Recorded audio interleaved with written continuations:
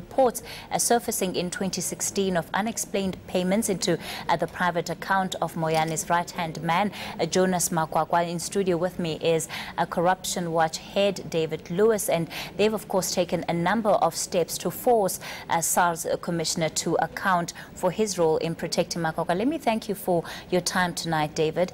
You know, we talk about 2016, but if we actually look at the paper trail, it almost goes about a year back when we had one of the senior officials at the time at SARS, Adrian Lekay, raised the alarm bell, as it were, over what SARS was becoming under Moyane's hand, and much of that really went unaccounted for.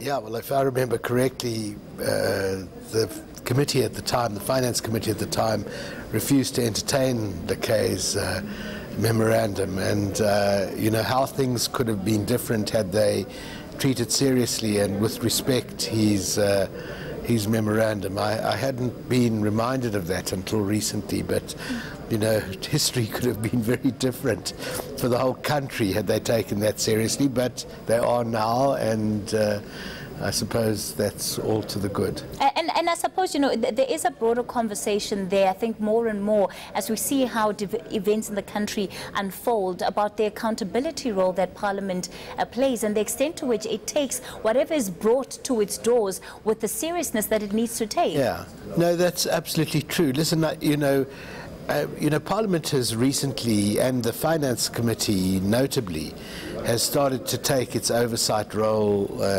seriously, and it's not a moment too late. And I hope that they remember to continue taking the oversight role seriously.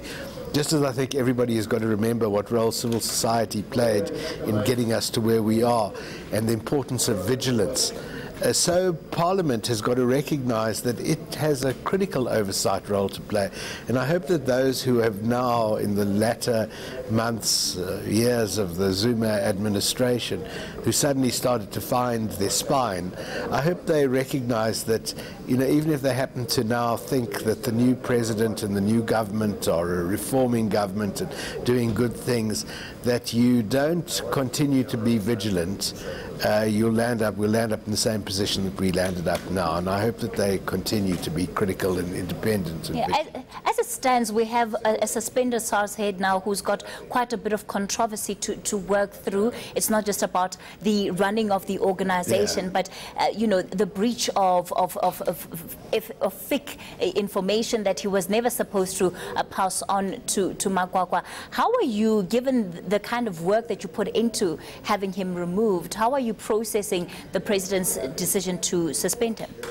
We're delighted. I mean, that's how we're processing it. I mean, it's not a moment too soon, but we're also determined that it won't end here. You know, we've been onto this since the Makwakwa's goings on at various ATMs first emerged. And we have been trying to find out whether Moyane had ever reported suspicions of corruption, as he's legally obliged to do under the Prevention and Combating of Corrupt Activities Act, to the law enforcement authorities. He hadn't. In fact, he and Burning and Tlemeza had conspired in not mounting an investigation. What we did find, and what everybody now knows, is that he handed over the FIC report to Makwakwa, an offence punishable by up to 15 years in prison, I should add, and 10 million rand in fines. And so these are really serious transgressions. Makwakwa is now, it seems, but it's difficult to ascertain, belatedly being investigated by the Hawks. The NPA have told us that they're not prosecuting Moyane. We have asked the NPA for a certificate testifying, a certificate establishing that fact, and if they indeed are not investigating or prosecuting Moyane, we intend to investigate the possibility of a private criminal prosecution, which is a very unusual step and a usually very risky step for an organization that doesn't have policing powers or much by way of resources. But we believe that the evidence is so clear and the issue is so important.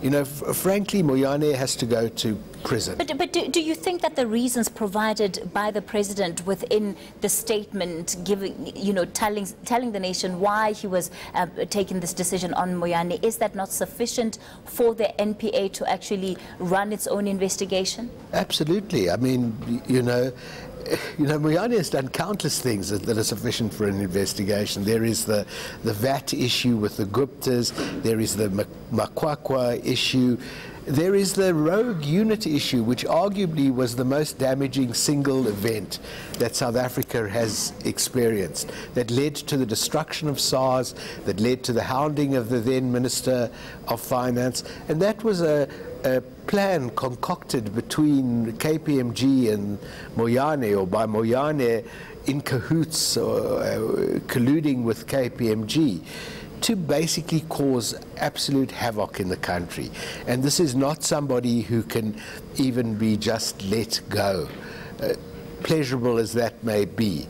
He's got to be held to account for it, and I'm afraid in this case accounting is prison. Well, by all indications, David, he doesn't want to be let go because he's fighting this in court. He's planning on pursuing some legal action. He learnt at the feet of the master, Remember how much Jacob Zuma, who wanted his day in court, has done nothing but to prevent himself from having his day in court.